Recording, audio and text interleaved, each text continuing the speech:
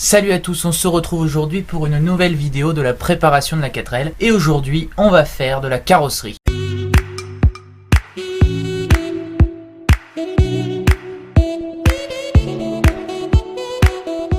Bon alors c'est un épisode assez court dans le contenu de la préparation de la 4L, mais j'ai aussi 2-3 choses à vous dire, puisque pendant les vacances, il s'est passé quelque chose qui est assez exceptionnel quand même, enfin à l'échelle de ma chaîne. Ma vidéo que j'ai faite d'information de l'ouverture de mon Utip a fait 250 vues. Je crois qu'elle est actuellement à 230, donc ce qui est en fait énorme pour la grandeur de la chaîne actuellement. Et en fait cette vidéo je l'avais faite juste pour que ça soit une vidéo d'information et je m'étais dit qu'il y aurait qu'une dizaine de vues dessus, que ça n'intéresserait personne. Mais au final c'est la vidéo qui a fait le plus de vues sur ma chaîne. Donc moi ça me fait plaisir bien sûr, parce que du coup j'ai eu des abonnés grâce à ça, des gens qui ont découvert mon projet et qui du coup me suivent et qui sont intéressés par ce projet. Donc ça me fait super plaisir. Donc surtout n'hésitez pas à aller contribuer sur ce Utip, parce que actuellement nous sommes déjà à une dizaine d'euros de contribution, c'est-à-dire que c'est énorme et ça va pouvoir me permettre de faire plein de choses pour cette préparation de la 4L. Donc allez c'est parti, on va commencer tout de suite. Donc je vous le dis tout de suite, c'est un petit épisode bien sûr, et on va pas changer les bonnes habitudes. La vidéo est pas très bonne parce qu'en fait je l'ai tournée pendant les vacances, mais comme on a changé d'heure pendant les vacances, la nuit tombe très vite. Du coup au début de la vidéo il fait plutôt jour et à la fin de la vidéo il fait nuit.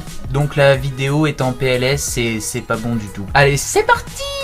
Et du coup on commence avec le ponçage de la peinture, puisque j'avais quelques trous dans ma carrosserie, surtout à ce niveau là. Le coffre avait dû être arraché, donc rien, tout ce qu'il y a de plus bête. J'ai poncé le toit proprement, voilà, il y avait un petit trou, donc là c'est tout propre, la tôle est à nu, ce qui va permettre de charger avec de la soudure pour épaissir la tôle afin de boucher les trous et tout ça. Petite info très importante, avant toute soudure directement sur la voiture, il faut absolument débrancher la batterie et la diode de l'alternateur, histoire que tout ne crame pas. Donc il se peut que vous ayez besoin de le faire plusieurs fois après reponçage, du coup, pour refaire une surface bien lisse dans la continuité de la carrosserie.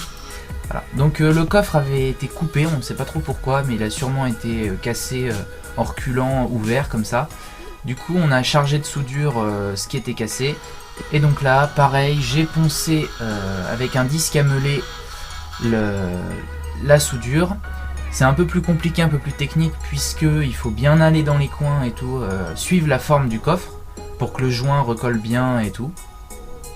Voilà, donc une fois qu'une partie est poncée, donc ça a été la partie la plus facile entre guillemets, l'intérieur, voilà, comparé à l'autre côté.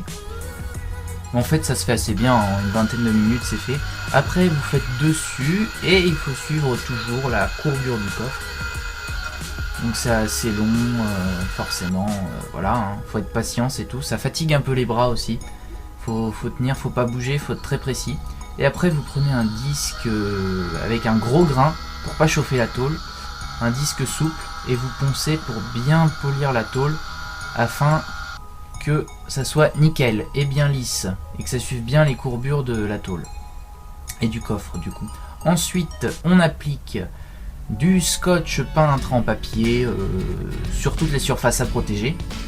On protège la vitre arrière avec une couverture ou tout autre tissu ou papier, j'en sais rien, moi, ce que vous voulez. Voilà, donc après on dégraisse bien comme il faut pour que la peinture accroche bien. Alors là c'est une peinture, comment vous dire, c'est une peinture qui n'a pas besoin d'être parfaite, puisque c'est juste une peinture pour pas que la tôle rouille. C'est juste pour protéger la tôle le temps que je fasse une vraie peinture sur la voiture. Voilà, donc en gros c'est en attente quoi, voilà, c'est une peinture en attente. Donc là c'est une peinture au zinc, rien de spécial, faut l'appliquer, faut faire gaffe. Bon, c'est un peu bizarre comme peinture, on dirait un peu de la poudre pulvérisée.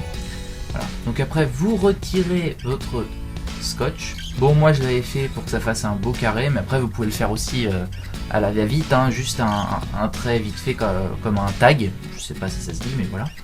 Et j'ai refait la même chose pour le haut du coffre, voilà, donc du scotch et tout ça. Et vous pouvez utiliser un carton pour éviter que il y ait des vapeurs de peinture qui aillent ailleurs sur la carrosserie. Donc là il fait tout noir, vous voyez, mais en gros voilà ça donne ça. Donc c'est pas grand chose, c'est très court comme vidéo, mais voilà. Donc voilà à quoi ça ressemble de loin, même de nuit ça se voit bien, ça brille un peu.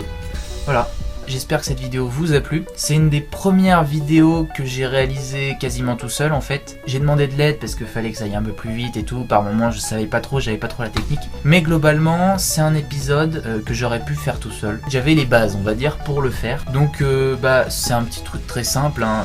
Je l'ai fait sur le coffre là parce que c'était ce dont il y avait besoin sur la voiture. Mais si vous avez n'importe où ailleurs, vous pouvez le faire, hein. Voilà, il n'y a pas de souci. Ce qu'il faut faire attention sur une 4L, c'est que la tôle de la carrosserie est très fine. Ce qui fait que lorsque vous soudez ou lorsque vous poncez, si vous poncez par exemple avec un disque, avec un grain très fin, votre tôle va chauffer et vous allez le savoir quand elle va devenir bleue, un peu comme les pots d'échappement des motos qui sont un peu arc-en-ciel avec des couleurs mauve, jaune, orangé. Ça faut pas du tout que ça soit comme ça veut dire que la tôle est devenue de très mauvaise qualité. C'est comme si elle avait cuit en fait. Donc c'est pas bon du tout, donc faut faire très attention à ça. Faut pas faire en continu, faut faire des pauses dans le ponçage. Mais globalement ça se fait très facilement, hein. Je l'ai fait en un peu plus d'une heure, peut-être 1h30, 2h. Donc j'espère que cette vidéo vous a plu. Encore une fois je vous remercie de ce qui s'est passé pendant les vacances, la vidéo qui a buzzé entre guillemets, hein. Mais sinon vous pouvez toujours cliquer sur le lien qui est en description, le petit Utip. Et puis je pensais pas que ça irait si vite, mais ne vous inquiétez pas, avec cet argent, je vais m'en servir à bon escient pour ce projet 4L. Allez, moi je vous dis à bientôt pour une prochaine vidéo. Allez, salut!